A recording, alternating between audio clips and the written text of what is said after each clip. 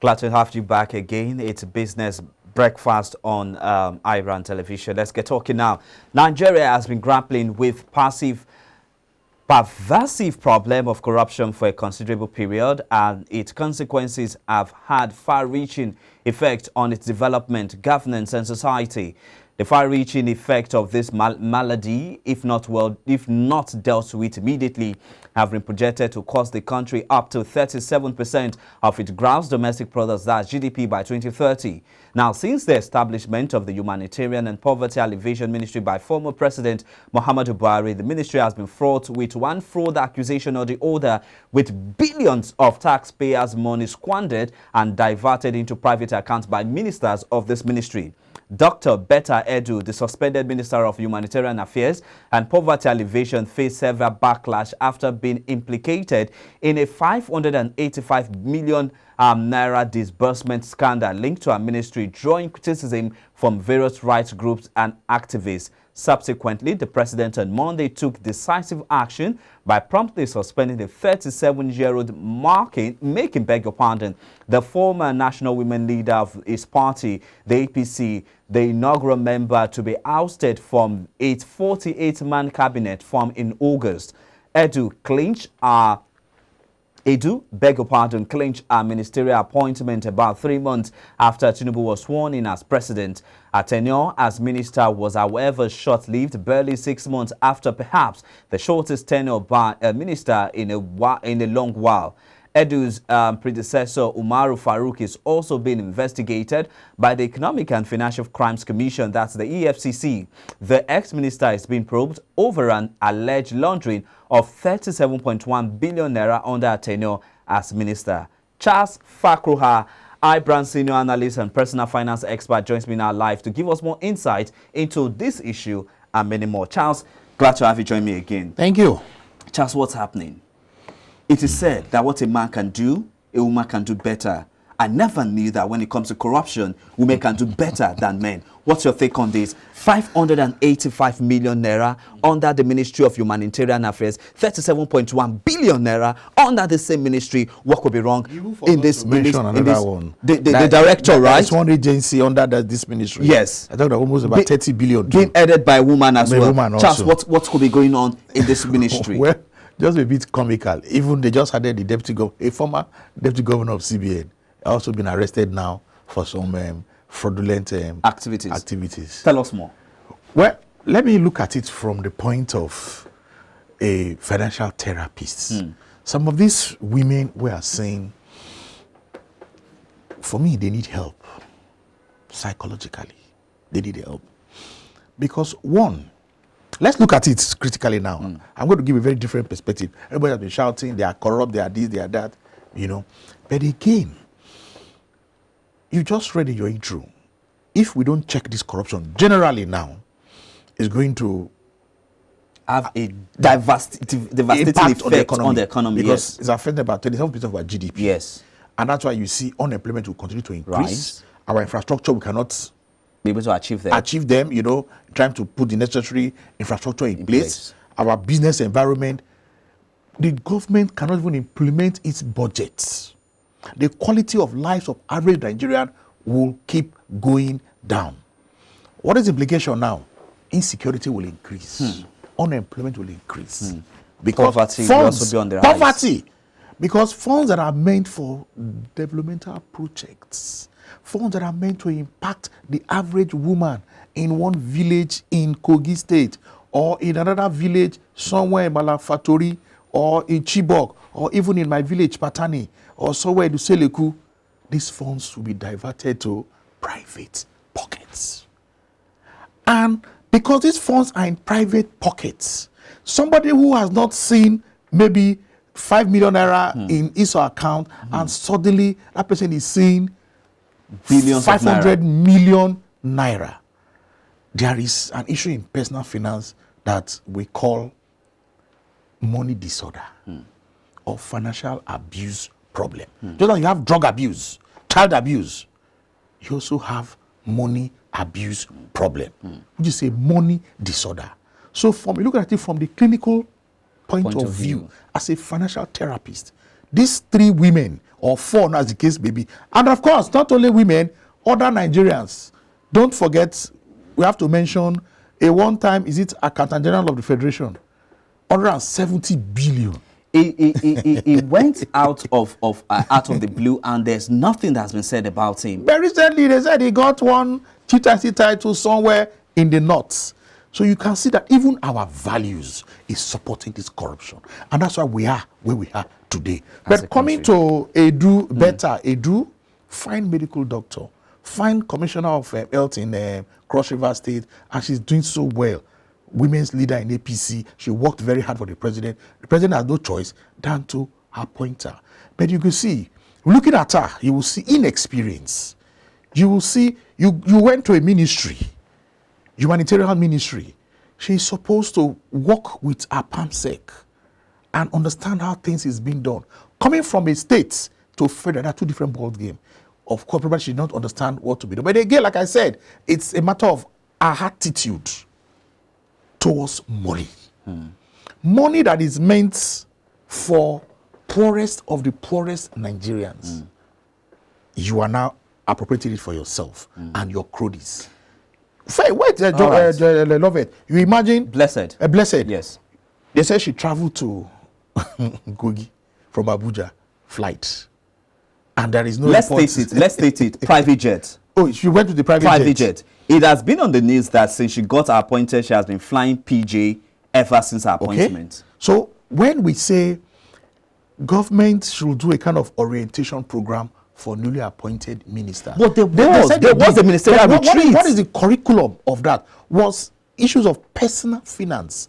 Was it part of the curriculum? One, you must note, people think when we talk personal finance, we are experts in personal finance, financial therapy. People think we're just talking grammar. No, there are 3 types of finance. I'm talking of corporate finance, which everybody is aware of. There is a public finance, which is government finance. There's also the last one, which is your personal finance. An accountant can be good at corporate finance, can be good at managing public finance, but when it comes to their own personal finance, they mess it up. So that is what has happened to Betta and the other women. That is the Sadia and the other Halima. So you can see. Now, it has nothing to do with religion. You can see that these 3 women we have mentioned, they are highly religious people. Okay. So you can see it is an emotional issue. Yeah. Their behavior, attitude, belief towards money. That's what we are seeing manifesting in these 3 women. Okay, now I want to ask you this question now. Beyond attitude to money now, beyond that lack of understanding about personal finance now, the question now is, what is in the humanitarian department or humanitarian ministry of the Federal Republic of Nigeria that is making these people to divert funds? Okay. First of all, Blessed. Could it be that there's so much searchlight being towards that sector or that ministry? Because let's be honest with ourselves, corruption is a known thing in Nigeria. Okay. Former Prime Minister of the UK said that Nigeria is fantastically corrupt. Yes. It is a known thing. Our system is deeply eaten by corruption. Yes, we understand that other ministries of the Federation are also corrupt as well. But why is now a searchlight beamed directly to the humanitarian ministry? You see, I don't want to go spiritual. All right. Look at the humanitarian ministry. What are they supposed to do? They say to develop humanitarian policies and provide effective coordination for humanitarian intervention. If you understand that, they are supposed to assist the downtrodden. And these people are expected to get, is it 20,000 naira, 25,000 naira, and you don't give it to them. Their cries will go on high. And of course, probably, I'm not saying that is the reason, probably that's why we are seeing this thing manifesting. Because if somebody is crying, we are dying, poverty is all over the place, and the government have said, okay, let's create this ministry and see how we can assist. And yet, funds that are meant for that downtrodden, it now goes to private accounts, private pockets. The people are crying.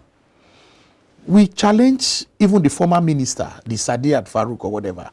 You said you were feeding children while there was COVID. Come and give an account. Of course, nothing happened. The day in ICP, they said they discovered about maybe 30 billion or so misappropriated. Come and give account. She never came. Now you see that they transfer money to their cronies, to contractor. Betty, they said she transferred some money to one project accountant. Yes. And if you look at from what we are seeing now, but as we speak, they are still innocent. All these are just allegations, yes, until proven guilty and all that. But look at all the things that are coming out, even from the social media and everywhere. You will see that.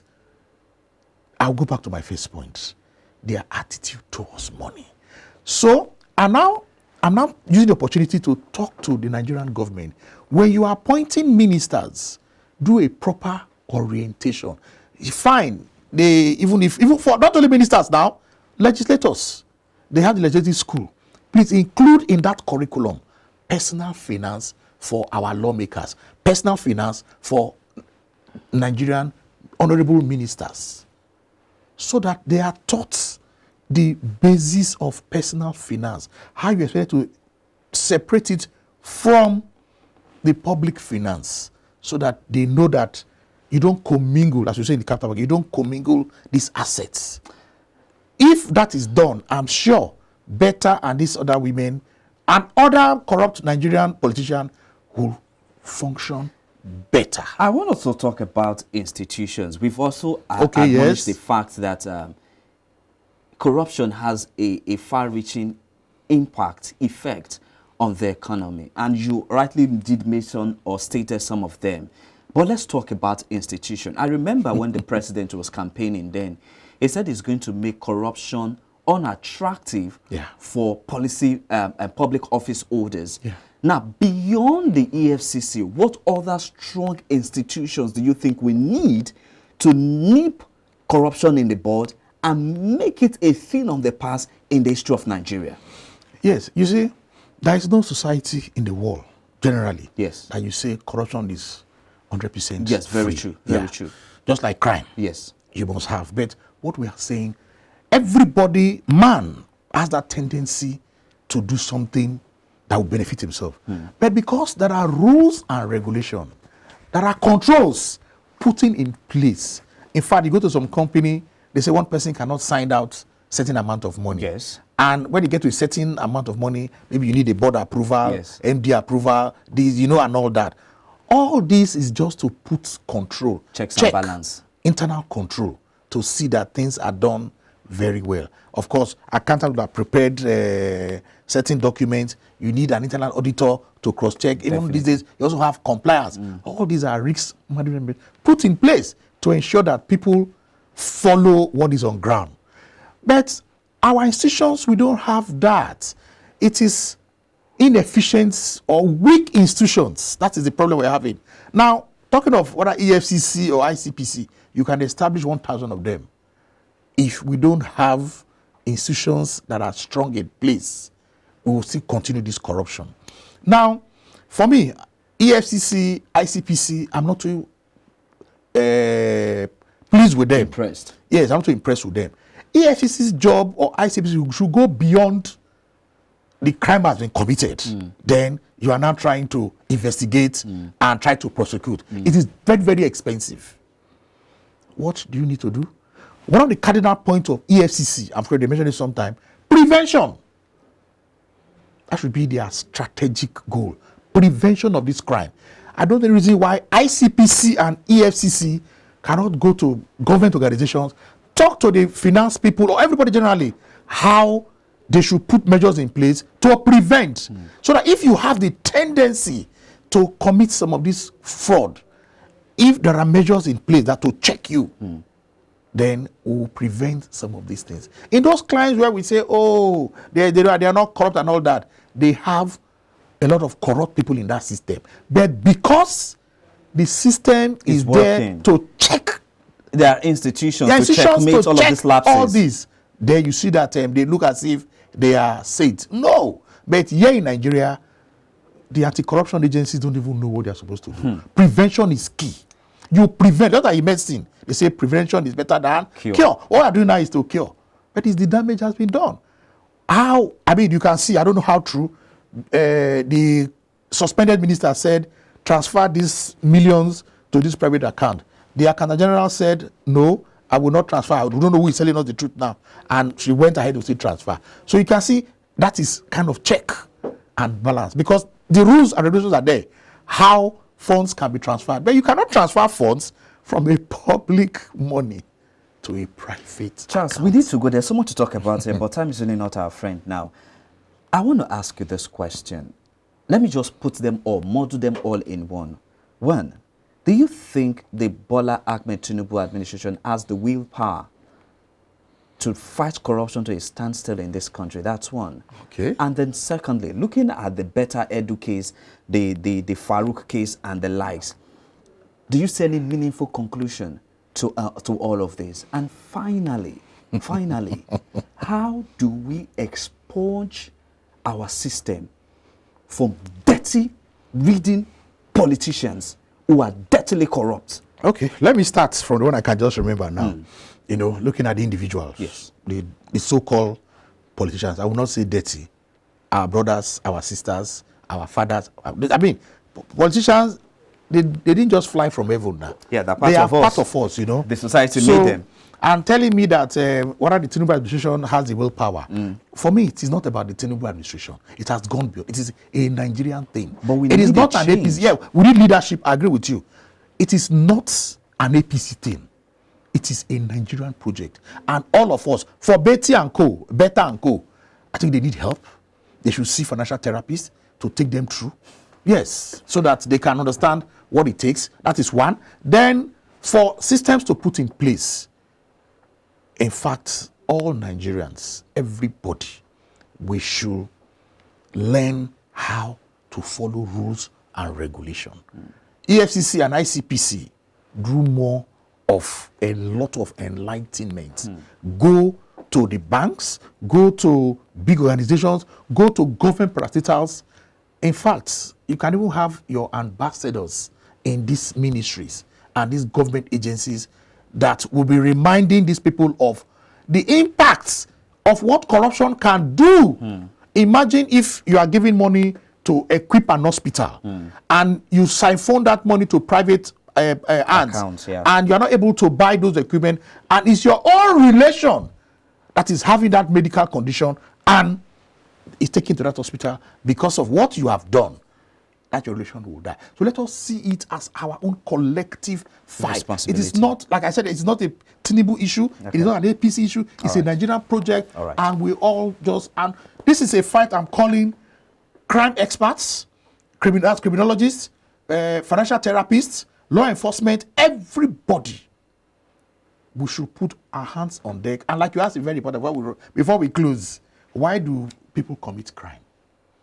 Because the incentives are there. Somebody can say, okay, let me take 35 billion. When I'm caught, I will use 10 billion to settle everything.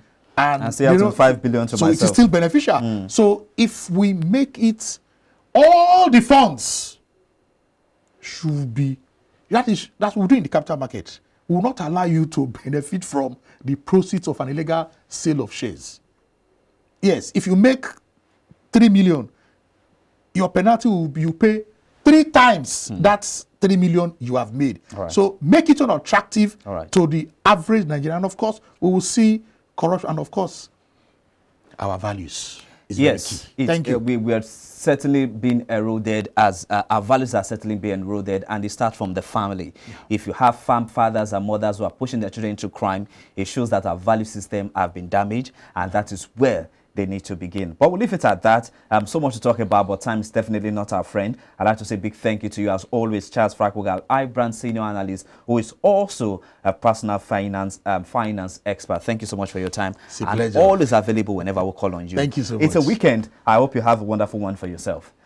All right, folks. We're wrapping up the show now, but before we go, let's tell you that crude oil prices climbed after the United States and Britain said that they launched strikes from the air and sea against Houthi military targets in Yemen in response to the group's attack on ships in the Red Sea, a dramatic regional widening of the Israel-Hamas war in Gaza. Brent crude futures recorded an upward price increase of 2.0% to sell at $79 a barrel, while U.S. West Texas Intermediate crude, that's the WTI, rose 2.1% to trade at $73.55 a barrel. Now, finally, Asian shares were cautious today as the escalating conflict in the Red Sea region sent oil prices surging, while slightly higher than expected U.S. inflation data did not dent investors' view on early and aggressive rate cut in the U.S. and Europe. The rally in rate may have been helped by dovish comments from the European Central Bank, that's the ECB President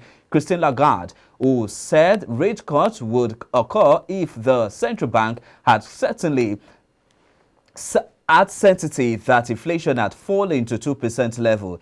European markets are set to open higher, with Euro Stoxx 50 futures jumping 0.7% and FTSE futures up 0.4%. US Stoxx futures were, however, slightly lower. Still, the intensifying conflict has kept investors cautious. MSCI Broadest Index of Asia and Pacific shares outside Japan inched 0.1% higher, but was still headed for a weekly drop of 0.7%.